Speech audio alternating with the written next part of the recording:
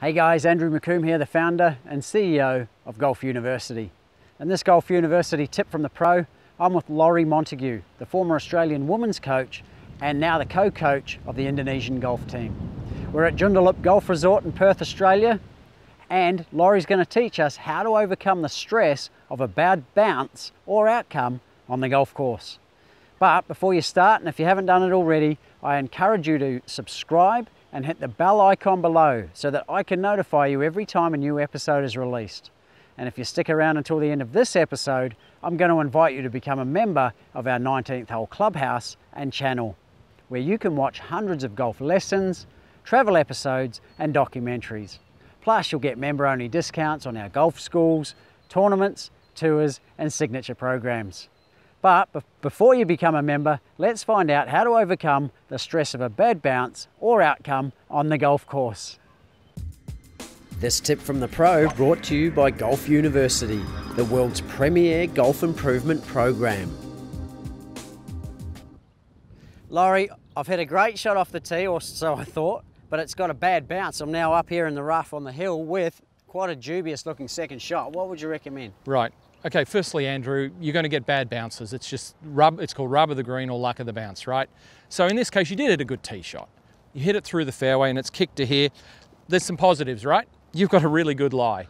The challenge you've got, you're right, is you've got to hit it across the gully to your target. Now, problem comes in here is this, Andrew. If you come up to your ball and you've hit a shot that you're disappointed with, it can set off some problems. Here they are.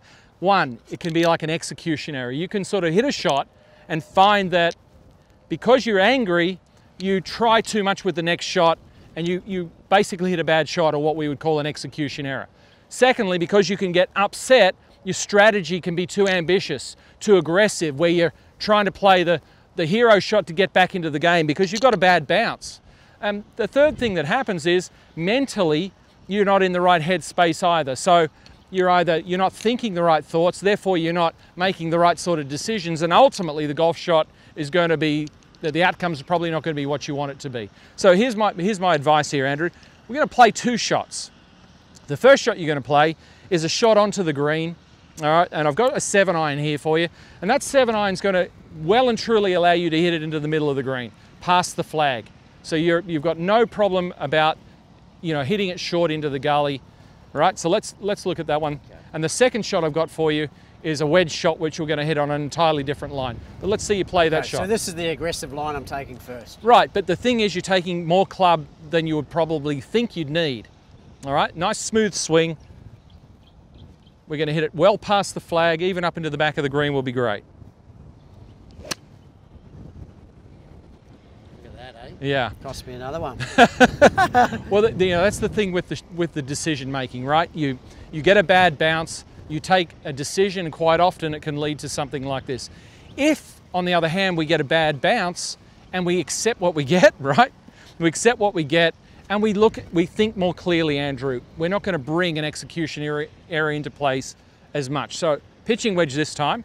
And instead of going at the red flag, we're going to angle it over this way more. We're going to bite off a little bit of the corner. I think you'd agree from that lie that with a pitching wedge, you've got more chance of hitting it there. Now, the fairway feeds down to the front of the green. Right. You'll be able to chip That's a safer option. You'll be able to chip and putt it from there. Let's see you play a shot from there. You can aim well left. There's plenty of room there.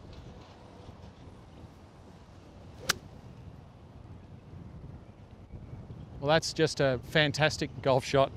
It fed down nicely, didn't it? Absolutely brilliant.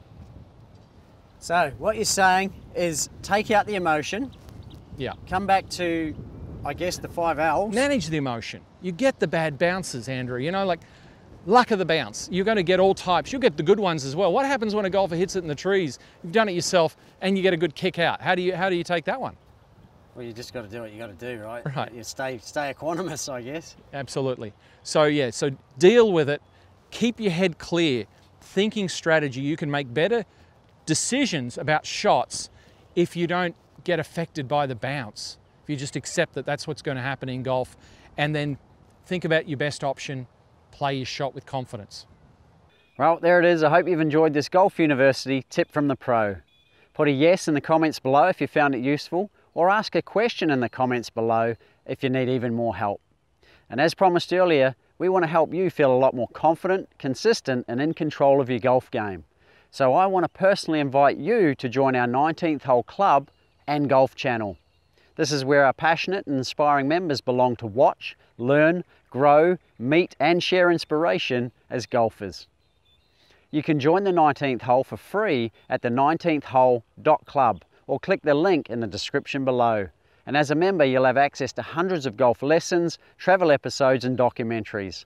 Plus, you'll get member-only discounts on our golf schools, tournaments, travel, tours, and signature programs. And if you're a golf addict, like myself, you can also join our members-only Facebook group by clicking the link in the description below. And remember, if you've enjoyed this lesson, or you'd like to ask some questions, or maybe you've even got a suggestion for another lesson, leave a like and a comment below, and my coaches and I will do our best to answer them for you. And if you've got any golfing friends who'd benefit from this lesson, hit the share buttons below. And remember to hit the subscribe and the bell icon below too, so I can notify you every time a new episode is released. Thanks for watching, sharing, and commenting, guys. I'll see you in the 19th hole.